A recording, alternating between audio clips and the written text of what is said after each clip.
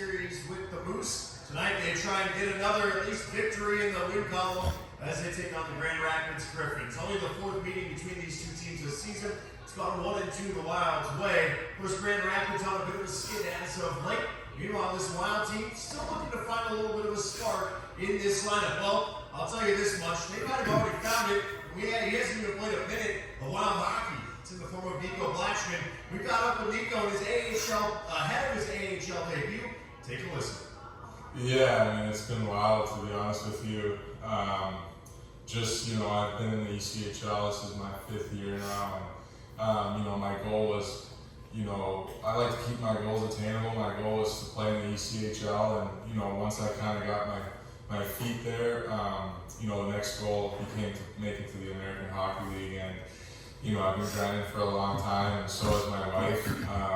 My daughter's been moving with us as well, and my dog. So, it's kind of just a team effort. So, getting the call for us is kind of like our team coming up together. It's unbelievable. You have such a perspective to you. You're so grateful for everywhere you've been. Is that just something you've always had, or have you had to learn that and earn that through a lot of hard work and a lot of discipline? Yeah, I think it truly comes from just loving the game. Like, I love playing hockey. Like, there's no better job in the world, no matter what level you're at. Like, you're playing the game every day. It's a beautiful thing. So it's just, just the perspective is I love the game, so I want to just try to play at the highest level possible for as long as I can. Lastly, this locker room. You walk into a new locker room. What have you made of it? Who are the loud voices? Who are the guys cracking jokes? What have you noticed about the Wild locker room? It's only been a few days for you, though, I'm sure. Yeah, I mean, the guys have been great. Everyone's been extremely welcoming. And I don't know, I think I'm one of the louder guys already, to be honest with you. That's kind of my role. But no, the guys have been unbelievable. I feel great here, honestly. I feel like, I'm part of the team, so that's huge. Well, it's hard to believe that his perspective and outlook on the game of hockey wouldn't be infectious. The locker room that needs a little bit of a reminder of what a privilege it is to play this game. And Ben, we're going to bring you in now to talk a little bit more about it. We caught up with him last night on the radio show, but man, he looks at the game with such a positive outlook. He appreciates the moment, which I appreciate as a fan of hockey in general. Let's rewind again to that radio show you brought up, John, last night. Yourself, Garrett Cecere, myself, and then being joined by Matt Sopp and Nico Blatchman. I called you when we were on our way home after that show got done and said, I'm inspired.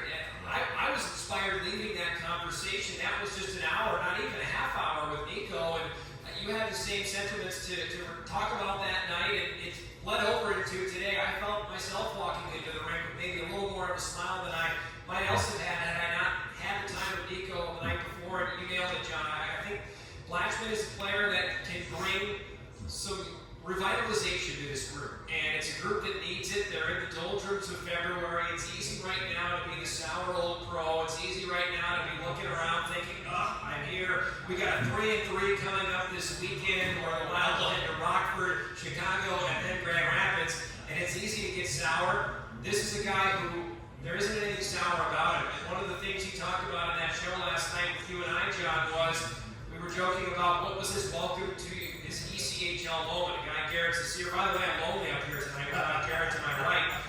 He's on vacation in Buffalo. But anyway, Garrett asked him what was his welcome to the ECHL moment.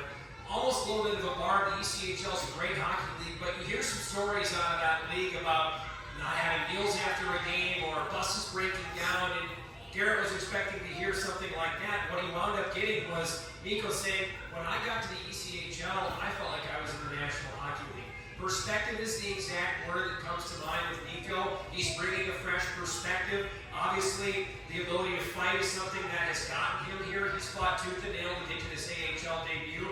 His wife and kid are here tonight. It's a wonderful evening, and what a wonderful story for a guy who's worked his tail off to get to this moment. It's a dream come true for Nico tonight. And a guy that leads the ECHL in penalty minutes, and a guy that's going to free up some space on the ice for some of these guys that might have been in a little bit of a scoring slump lately. And I'll tell you this much, too. We mentioned it again last night, but you look at a line like Adam Raska, Brad Merrick, and whoever else they plug in on that line, that's a line that has actually been leaned on for some goal scoring at times, a role that Adam Raska maybe not used to.